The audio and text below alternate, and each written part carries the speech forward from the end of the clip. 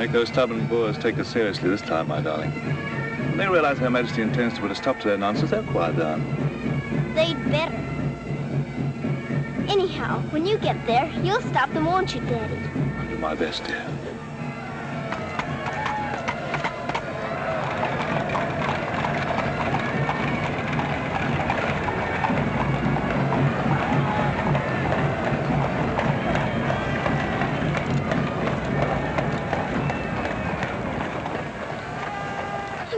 You so. I'll be back and we'll be together again before you can say knife. I can say knife a good many times in a year. But at the school you'll have charming little girls to play with, books to read, a pony to ride, and after all there'll be Emily, you know. Yes, there will be Emily. And she does look as though she'd be an understanding friend, don't you think, Daddy? With that intellectual forehead, I'm sure of it.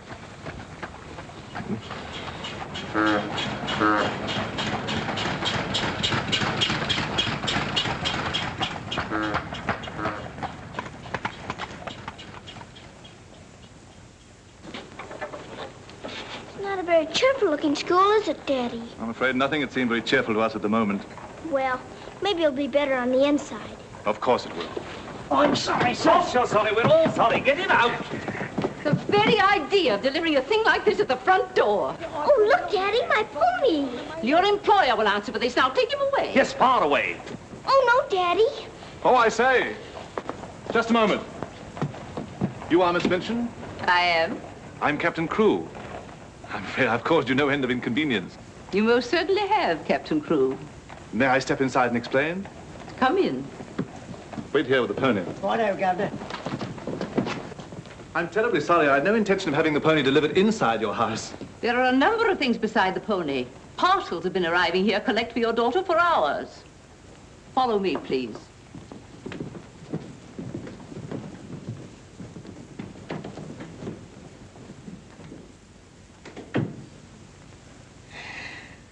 Apparently, you are not aware, Captain Crewe, that I conduct one of the most dignified and exclusive schools in London. Oh, yes, so I understood. That's precisely the reason why I brought my daughter to you. I would not have gathered that from your actions. Really, now, I'm not entirely to blame. You see, Sarah and I have only just arrived from India. Sarah's lived there practically all her life. We'd no more than got here when I learned that my regiment was to leave at once for South Africa, so we had to act hurriedly. But I wrote you, explaining that I do not take young ladies without an interview and the most impeccable references. I wrote you also that at the moment I had no vacant rooms. Well, in that case, Daddy, we might as well move on. This is a bit awkward. You see, your letter never reached me, and I'm afraid it never occurred to me that any school wouldn't welcome my little Sarah. Obviously. If it's a question of my social standing, my father was Sir George Crewe. You've heard of him, perhaps. Oh, naturally. And the best financial references I could give you would be the directors of the South African Holding Syndicate. I'm the principal stockholder in the syndicate. My brother, Captain Crewe, our professor of elocution and dramatics. How do you do? Charmed, I'm sure. I say, isn't the Eclipse Diamond Mines one of your holdings? One of the most important, of course. Of course, of course. I'm sorry to appear casual, Miss Minchin, but the situation is quite distressing. I sail in an hour from the East India docks. I expect you just have to take me to Africa with you, Daddy. Oh, no. And what would a little girl like you do in Africa? Forgive me, Captain Crewe, I fear I've been overzealous. The reputation of my school, you know, one has to be so cautious. But after this interview, I can see at a glance. Such a dear little child. It would be a pleasure to have her with us. Does that mean I've got to stay? Yes, dear. You're to have that privilege. You and your little pony. Such a dear little pony. This is made out to the school. Will it be enough for the moment? Oh, quite. I should say it would. Why, it's stupendous. I beg your pardon, but haven't I seen you somewhere before? Quite possible, my dear Captain. Your face is most familiar. Were you ever on the stage? I seem to associate you with one of the old music halls. Music halls? My brother on the stage? Ridiculous. Ridiculous indeed. You're quite right. And now, shall we look at little Sarah's rooms?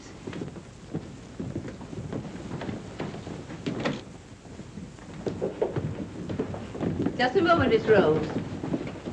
This is Miss Rose, one of my most capable teachers.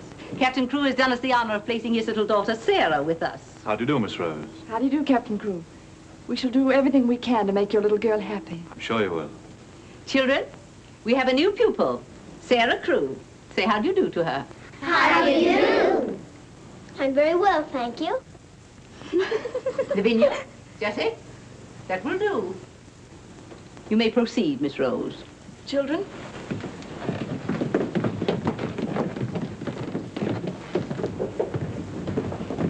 She's just like a little princess, isn't she? That's what she is, a princess.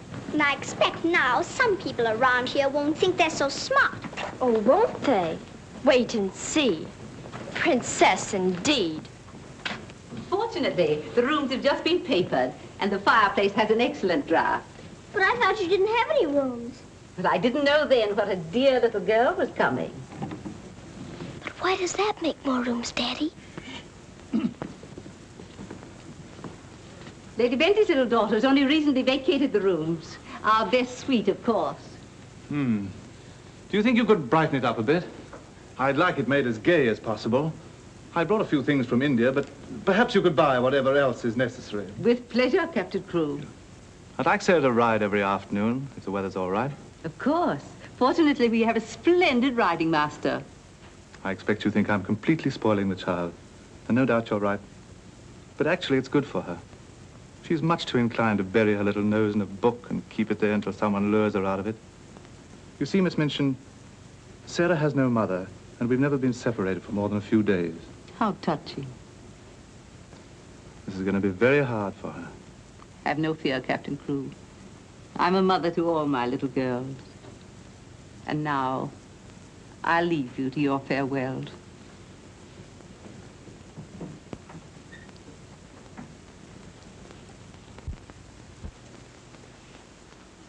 How much longer have we got, Daddy? Only a few minutes, darling.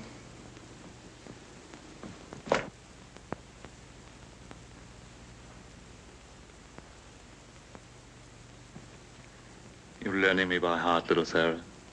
No, Daddy. I know you by heart. You're inside my heart. We're going to be brave, aren't we?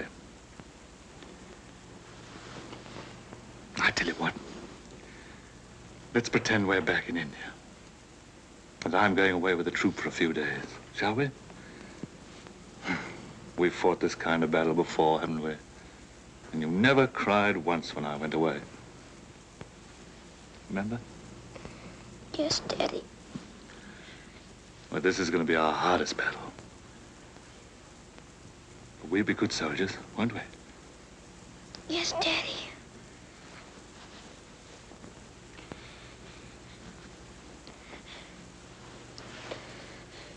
Shall we say goodbye, like we used to at home?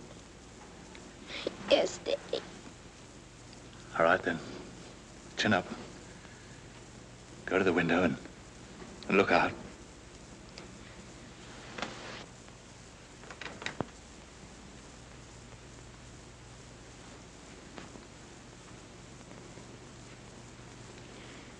Now, say it as we used to.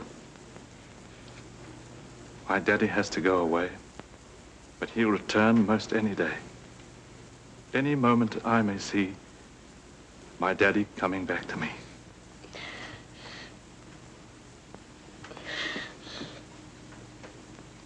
My daddy has to go away, but he'll return most any day. I can't do it this time. I can't do it.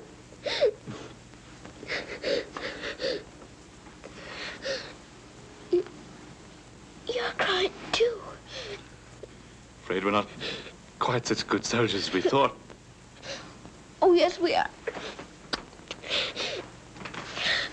I can do it now. My daddy has to go away, but he'll return most any day. Any moment, I may see my daddy coming back to me.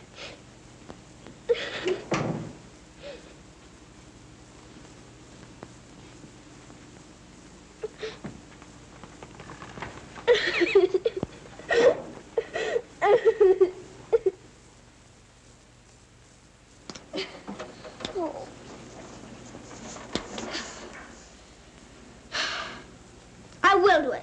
I will. I'll pretend this is part of a war. You'll be the enemy, and you'll be my trusty lance. Now, ready? Aim, fire. Oh. Ouch. I guess we'll have to call in reserves.